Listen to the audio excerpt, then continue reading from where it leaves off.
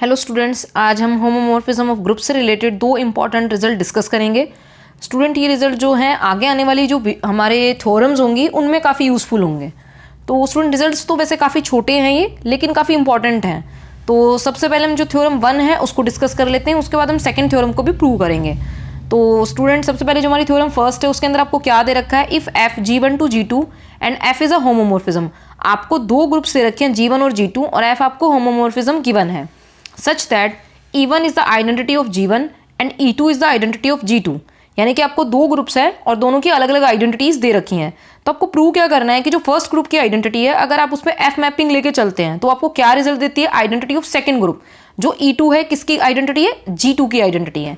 तो स्टूडेंट, हमें इसके लिए क्या करना पड़ेगा, सबसे पहले एक एलिमेंट हमने कंसीडर किया अपने ग्रुप G1 में से, late a belonging to G1। तो स्टूडेंट, अब हम यहाँ से क्या कर सकते हैं, देन हमने क्या लिखा कि अगर ए G1 को बिलोंग करता है, ए अगर G1 को बिलोंग करता है तो यहाँ से हम क्या लिख सकते हैं कि जो एफ ऑफ ए होगा वो किसको बिलोंग करेगा स्टूडेंट, उसकी इमेज किस में बिलोंग करेगी, G2 को बिलोंग करेगी। अच्छा स्टूडेंट, उसके बाद हमने अप्लाई किया कि एफ ए हमने कंसीडर किया, जो हमने इमेज ली है ए की, उसके साथ हमने अप्लाई किया आइडेंटिटी ऑफ जो सेकेंड ग्रुप आपको दे रखी है G2 की, E2 अप्लाई किया। अच्छा स्टूडेंट, किसी भी एलिमेंट के साथ अगर आइडेंटिटी आप कंपोज करते हो तो आप एलिमेंट सेम आने वाला है, ये आपको पता है, तो एफ ही आ जाएगा। अच्छा स्टूडेंट, उसके बाद अगर मैं क्या करती हूँ, यहाँ पे ए है, ए के साथ पे अगर हम E1 लिख देते हैं यहाँ पे तो कोई फर्क नहीं पड़ता, आपका एफ ही आने वाला है।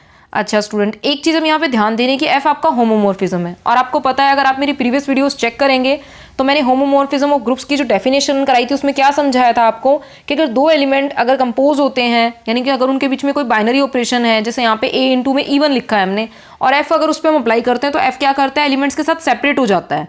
तो स्टूडेंट, यहाँ से उससे क्या रिजल्ट निकलता है, अगर मैं बात करती हूँ अपने पिछले जो हमने लेक्चर्स किए थे उसके अंदर, कि आपका यहाँ पे क्या था, एफ ए E1 है, तो स्टूडेंट यहाँ से हमने क्या लिख सकते हैं इसको, यानी कि एफ जो आपका सेपरेट हो जाएगा, एफ ऑफ ए आएगा डॉट एफ ऑफ E1 आएगा।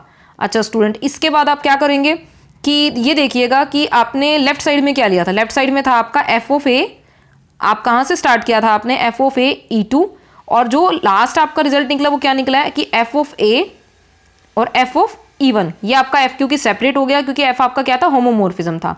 स्टूडेंट, यहाँ पे आप लिख भी सकते हैं because F is a homomorphism, तो आपने उसको यूज कर लिया है।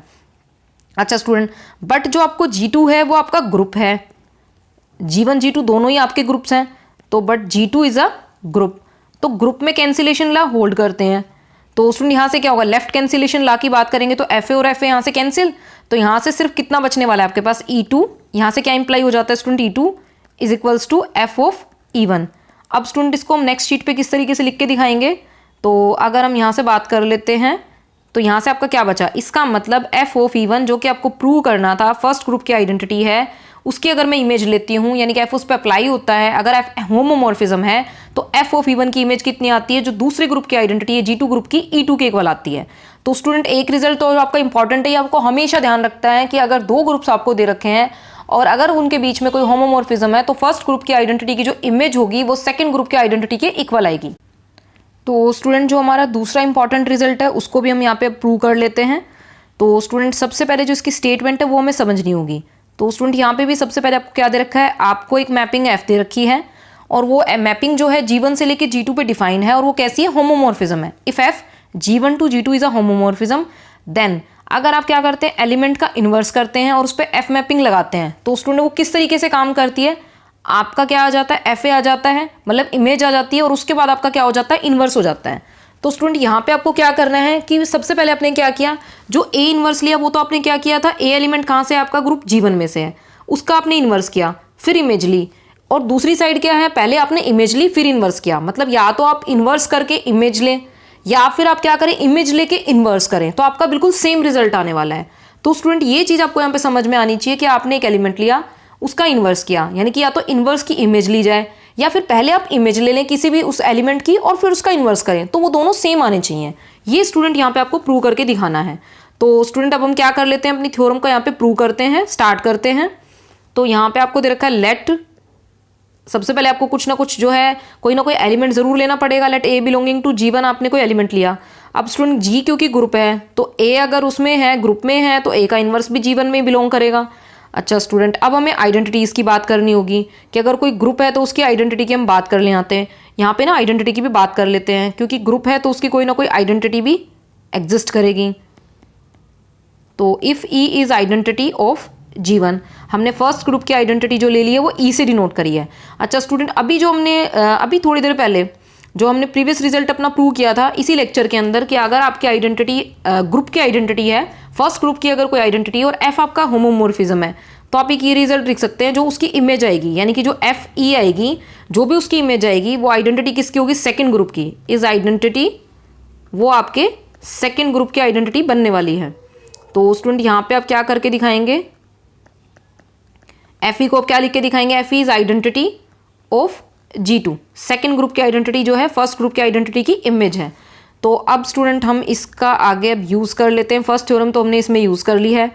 एफ ई अगर मैं अप्लाई करती हूँ तो स्टूडेंट एफ ई को हम किस तरीके से और लिख सकते हैं, एफ ए इनवर्स, मतलब ग्रुप का एलिमेंट लिया उसका इन्वर्स किया तो आपका क्या आने वाला है, आइडेंटिटी के इक्वल आने वाला है। तो स्टूडेंट यहाँ पे हमने क्या करा, ई को ब्रेक करके लिख लिया ए इनवर्स के अंदर। अब स्टूडेंट क्योंकि एफ होमोमॉर्फिज्म है, जो कि हमने प्रीवियस थ्योरम में भी यूज़ किया था, जो भी प्रूव करी थी, यानी कि एफ अगर होमोमॉर्फिज्म है तो उसको हम सेपरेट कर सकते हैं। तो एफ इनवर्स आपका सेपरेट हो जाता है। अच्छा स्टूडेंट, अब हम क्या लिख सकते हैं यहाँ से कि एफ ऑफ ई, ये भी आपका G2 का एलिमेंट हो गया, क्योंकि एफ इस पे है, एफ अप्लाई हो रहा है, यानी कि किसी भी एलिमेंट की इमेज है तो किस में आएगी, G2 में आएगी। ये भी आपका G2 का एलिमेंट है एफ ए, और ये जो एफ ए इनवर्स है ये भी आपका G2 का ही एलिमेंट है। ये तीनों एलिमेंट्स G2 के हैं।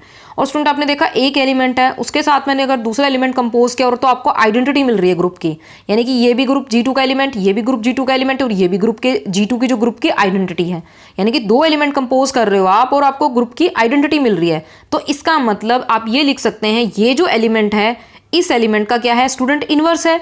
ये जो एलिमेंट है, जो सेकंड एलिमेंट है आपके फर्स्ट एलिमेंट का क्या है, इनवर्स है। तभी तो आप कंपोज करके क्या आ रहा है आपके पास, आइडेंटिटी आ रही है ग्रुप की। और तो किसी सिचुएशन में ऐसा नहीं हो सकता। ग्रुप की आइडेंटिटी तो तभी आती है जब आप एक एलिमेंट को उसके इनवर्स से मल्टीप्लाई करते हो। तो स्टूडेंट आप क्या लिख सकते हैं कि आपके पास जो एफ ए इनवर्स है, ये जो एफ ए इनवर्स है जो सेकेंड एलिमेंट है वो क्या है, इज इनवर्स ऑफ, वो आपके फर्स्ट एलिमेंट का इनवर्स है। और फर्स्ट एलिमेंट स्टूडेंट आपका क्या था, एफ ए था। तो F A inverse is the inverse of F A. अच्छा स्टूडेंट, अब इसी को हम लिख के दिखाएंगे कि ये एलिमेंट क्या है, इस एलिमेंट का इनवर्स है। मतलब अगर हम ये बात करें कि एफ ए का जो इनवर्स है वो कौन आता है स्टूडेंट, ये वाला एलिमेंट आता है। तो हमने क्या सिर्फ इस जो लैंग्वेज को हमने यहाँ पे लिखा है उसको अप्लाई करके यहाँ पे बताया है सिर्फ आपको कि इस एलिमेंट का इनवर्स कौन है, ये एलिमेंट है। तो हमने क्या करा, इस एलिमेंट का इनवर्स लिखा तो वो किसके इक्वल आ जाएगा, जो इसका इनवर्स एफ ए इनवर्स है।